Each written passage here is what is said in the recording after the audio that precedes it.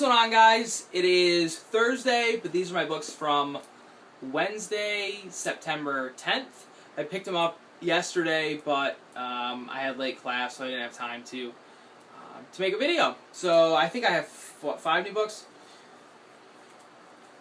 6 books total, 5 new ones from last week. I picked up a trade, and then got something free from the shop. Starting with the trade, this is BPRD 1947. This is a miniseries that was done outside of the normal BPRD numbering. There's 1946, 1947, and 1948. Hellboy's young in these, so these are like older stories. Obviously, it takes place in 1947. I don't have 1946 or 1948.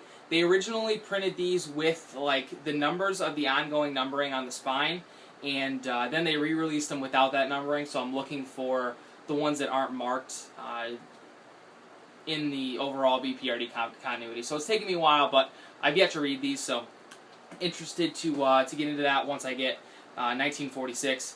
BPRD Vampire is then the follow-up to that, and I read that in singles last spring. The book from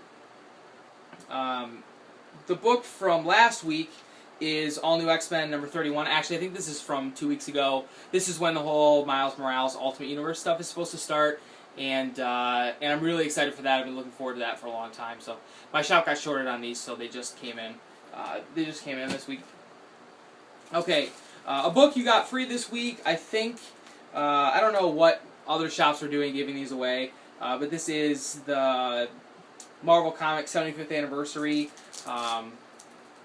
book.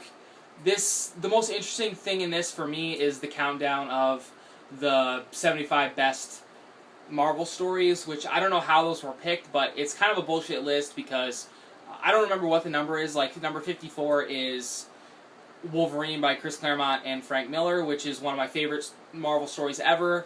I'm not a Wolverine fan, and I absolutely love that story. And then 3 places ahead of that, we'll say 51, I don't remember if that's the exact number, is the Deadpool miniseries that have been coming out, which I have a hard time believing that they're better than the Wolverine limited series. I'm just saying. I don't know how they were picked, but interested to get into this, and there's a lot of other articles about classic Marvel stuff and things in there, so it should be interesting.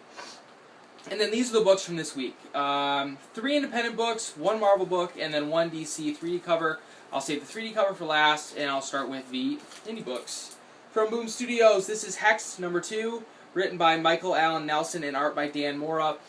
I still don't know a whole lot about what's going on with the story. I know there's some witchcraft stuff and kind of a horror feel to it. I'm going to keep picking this up and feel it out. But the artwork by Dan Mora is absolutely fantastic. I think it's amazing. So I'm going to stick with this for a little bit. I need to go back and read the original miniseries. I think it was 4 parts. I'll make a point to track that down. But I liked the first issue quite a bit. So.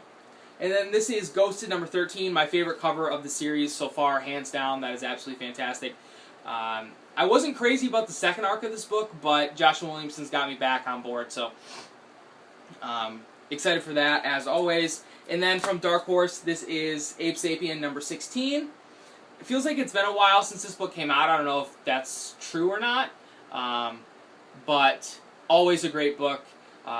They had that jumping on point a little while ago, and apparently it wasn't a very good jumping on point, so maybe not a book that you can jump into in single issues, but I would definitely suggest checking out the Abe trades, starting with The Drowning and then working your way up to current. I think there's only 4 out now, including the stuff before the ongoing started. So Ape Sapien's always a really awesome book. We're really looking forward to him getting back together with the rest of the BPRD. We'll see if that actually ever happens.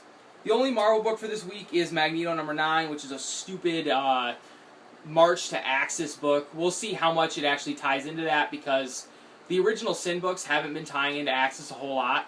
And I've been enjoying that about it, about the Uncanny original Sin tie-in, so we'll see. The normal artist and Cullen Bunn's writing it, so I guess it shows some promise there. And then this is the only DC book for this week, the only 3D cover I picked up. This is Batgirl Future's End, the one-shot. I think this is written by Gail Simone, so that's why I picked it up. I enjoyed her run for the most part, and I'm looking forward to the next one starting, but I just wanted to pick this up and read it. I don't know how well you can see the cover changing. It's just sort of like Batgirl's costume changing, this is a lot more lame than either of the other 3D cards that I picked up last week. But I'm hearing good things about the story inside, so that's the most important thing. But anyway, guys, that's all the books that I picked up this week. Sorry I didn't get this up on Wednesday. It was a super crazy day yesterday. But anyway, take care, guys. Thanks so much for watching, and I'll talk to you again soon.